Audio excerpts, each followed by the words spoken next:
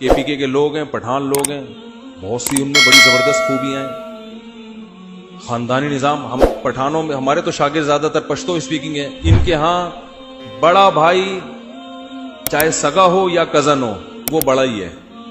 وہ جب چاہے گا چھوٹے بھائی کی بھی طبیعت سے ٹھکائی لگا دے گا، کزن کی بھی لگا دے. سب کا بڑے کا سب پہ روب ہوتا ہے. اس سے فیملی سسٹم کیا ہے؟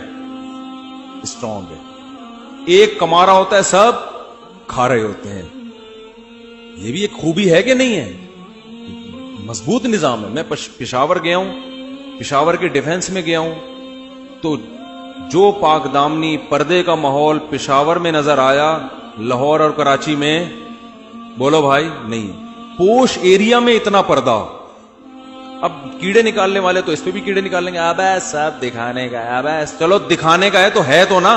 اول تو ایسا نہیں ہے کہ دکھانے کا ہے، حقیقت میں بھی ہے. ابے سب ڈرامہ ہے. ابے جب کیڑے ہی نکالنے ہیں تو نکالتے رہو بیٹھ کے. کراچی اور لاہور کے ڈیفنس کو دیکھو اور پھر پشاور کے ڈیفنس کے دیکھو تو زمین آسمان کا. اس سے قوم کے کلچر کا پتہ چلتا ہے.